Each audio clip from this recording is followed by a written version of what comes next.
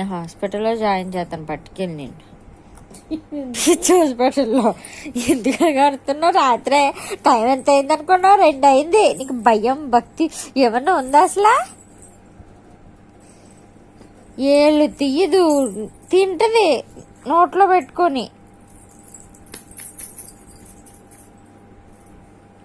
ఏంటి అలా చూస్తున్నావు? అరవద్దని చెప్పానా? తంతాను ఇంక నిన్ను. బాబు వద్దన్నా, వద్దని చెప్పాను కదా.